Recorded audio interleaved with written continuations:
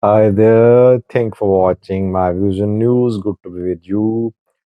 Two news stories. Before that, several viewers are contacting me saying that that we should resume live chats.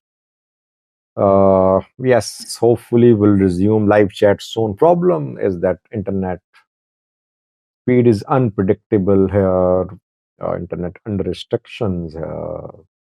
Sometimes we have to we have to bypass these restrictions to stay connected with you.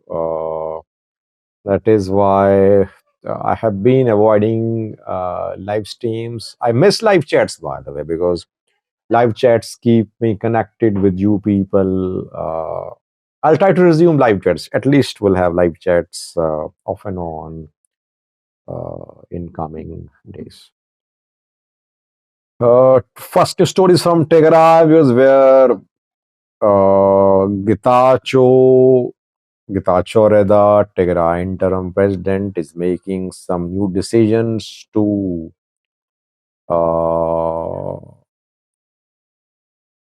to cripple the zones where TPLF Debretsion is in control. Secondly, Batte Urgessa, OLF leader, was killed in April, I think this year. Head of political wing of Oromo Liberation Front was murdered in Oromia in April. No conclusion of the investigation. OLF, OLA both accused government forces of killing Batte Urgessa. Family members also pointed fingers towards government forces. Family members were arrested. Batte Urgessa's family members were arrested. I did several videos on that. Where is Batte Urgessa's family now, by the way? Let's start, viewers, from Tigray, where it seems that Getachew government has decided that it will not release budget for those zones of Tigray where TPLF Debretsion is in control. Tigray, as I've been informing you, is virtually split under two administrations. One is the main Tigray interim government led by Getachew. It lacks authority in TPLF strongholds like northwestern Tigray, parts of central Tigray to northern Tigray as well. Interim government is fully in control in southern Tigray, southeastern Tigray, parts of central Tigray as well. Now, Getachew government has decided that it won't release budget to the zones where TPLF Debretsion is in control, where TPLF Debretsion has appointed its administrators and Getachew people has been fired.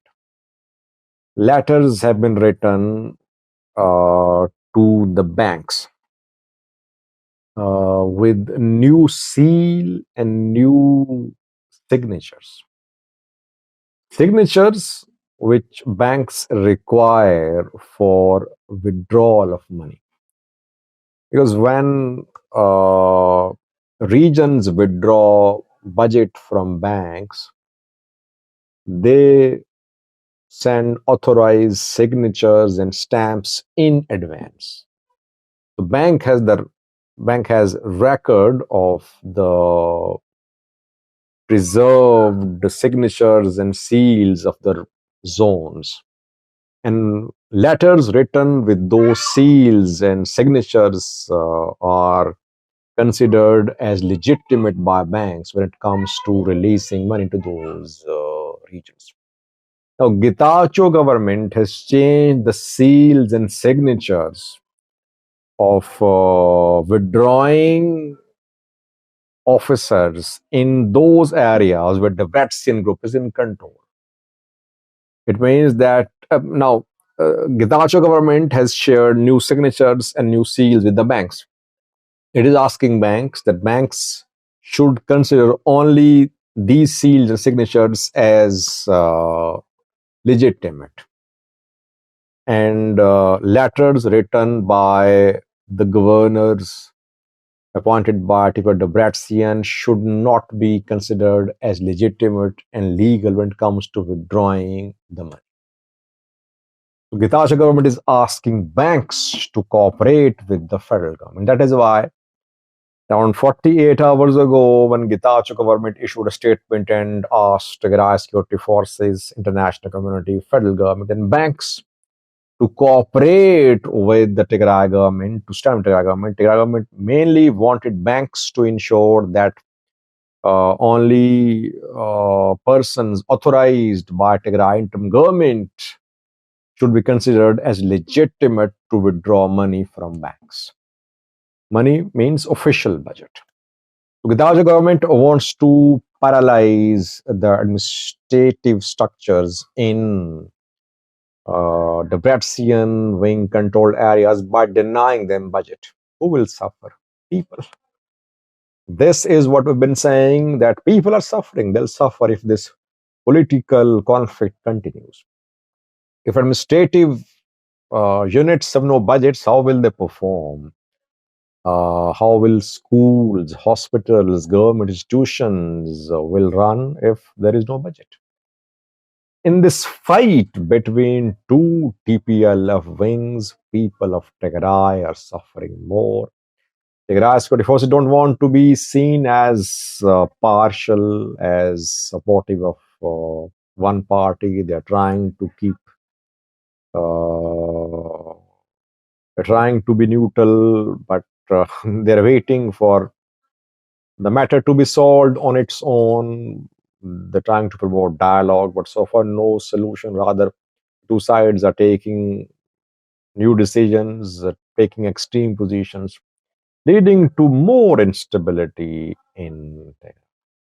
Let's see, will banks listen to Tigray interim government or not? We'll have to wait. TPL Debretsion is known for having assets in Tigray, assets abroad as well. I think money should not be a problem for TPLF, Debretsion doing people, but it won't let Getachew cripple its administrative structures in northern Tigray. It will hit back, I think. Secondly, viewers, Batte Urgessa, senior OLF leader, was killed in April this year. The culprits are still unknown, though Batte Urgessa's family, Oromo Liberation Army, Liberation Front, Jawar Muhammad, they accused government forces that Batte Urgessa was kidnapped from a hotel by government forces. Later, he was shot dead with his hand tied behind his back. He was shot dead. His dead body was recovered in Oromia.